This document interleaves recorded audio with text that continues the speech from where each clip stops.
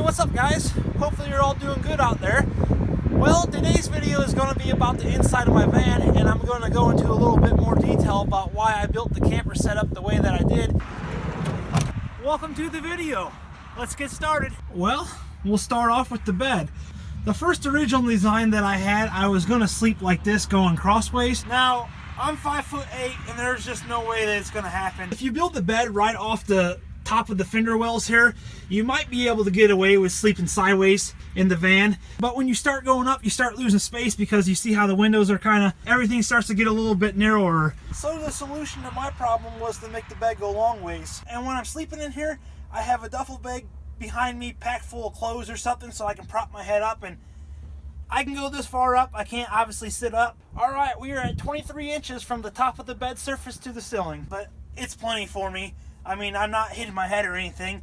I can still roll around, sleep like this, sleep like this.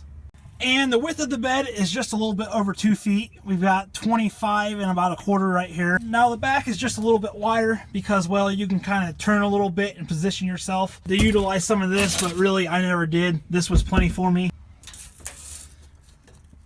Roughly 6 foot and a little bit over 9 inches.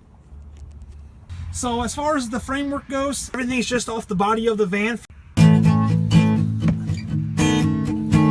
These are actually boards that have been extended to the original wall. So that's what I did. I just found a solid area to screw into the body of the van, and that's how I did it. And obviously, once you have good foundation points on the side of your van, you can work off it and pretty much build whatever you want.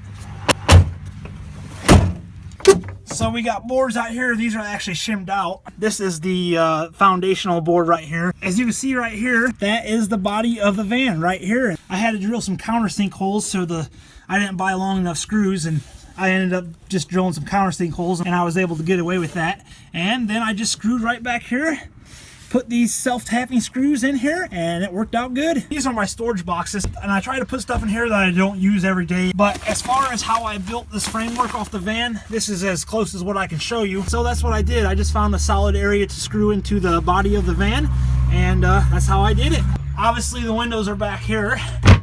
I figured I didn't need those because this is a camper van and I don't want anybody looking back here. Anyways, this box right here, I've got a lot of my tools back here and stuff, but this box right down here goes deeper.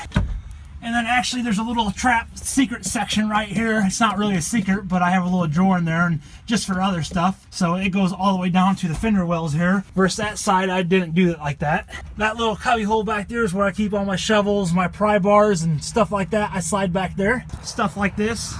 Oars for a boat. And like I said, maybe the people who are sleeping sideways in their van, maybe they're building their beds right off the ground here, because that's the only way that I can see possible. I think I actually tried it out. I can fit in here if I go from here to here. At 5'8" I barely fit, but as soon as I started to come up and build the bed higher off the ground, there was no way that I could sleep sideways. And it was very important to me that I needed this bottom space for hauling all my gold mining equipment around. All right, we'll discuss the floor, because some people are wondering why I have a floor in the van, because, well, the van already has a floor. Well, to cover that topic, we're going to go ahead and jump ship to insulation. The van is fully insulated, and I did go ahead and I insulated the floor. It's kind of hard to see, but you can see there is foam right down here. And I use this foam sheeting. I can't quite remember the stuff of what this is called. I got a little bit more work to do in the back here. Things are kind of falling apart. One of the best features that I like about this van is the swivel seat right here. It was very important to me that I was able to have a living room space. This is actually chill mode in the van. This is when I hang out in the van, a lot of times this is what it looks like. During the day, I always have that propped open, and then I can get into my refrigerator here.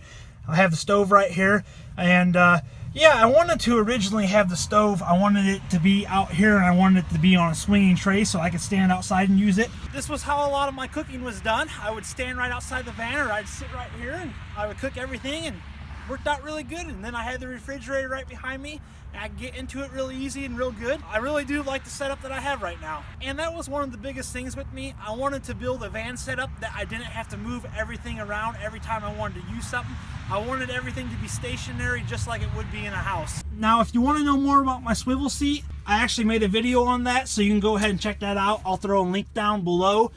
in the description. All right, well, I didn't really plan on talking about the solar in this video, but I'm gonna go ahead and do so. My solar system is kind of a little bit stealthy. If you're tall, you can just peek your head right over here and you can see it on the top, but everything's flush, fits in there real good. Factory rack that came with the van, I just went ahead and bolted the panel down too. My battery is 100% topped off right now. That's what happens with the Wanderer. It just flashes like this, gives you the double flash. 50 amp hour battery, 100 watt panel. The reason that I went with a 50 amp hour battery, I could actually be putting charge to a 100 amp hour battery. Just so 100 watts would be feeding into a 50 amp hour battery, I figured it would be a lot easier to keep that full. 50 amp hours was plenty to run this refrigerator all the time, 24/7, except the days that I got really cloudy and there was cloud coverage, or I was camped underneath a tree for a couple days. Then I would start having problems with my battery going low, and to move forward, I need to get an isolator switch. That way when I'm driving the van, I could be sending a charge back into the battery. For my curtain rod, what I ended up doing is I just took a piece of electrical pipe. I believe this is 1/2 inch electrical pipe, and then there's a couple of pipe hangers right here, and that was it. I just painted it black to make it look a little bit more appealing to the eye rather than the silver galvanized look. Put a couple pipe hangers on here, and then it just goes right through. All right, guys, that's the video. Thank you for watching. If you have any questions that I didn't answer in this video and you think I may be able to help you out with, please feel free to put them in the comment section below, and I'll do my best job to answer them for you. All right, guys, thanks for watching, and I'll catch you in the next one. Peace.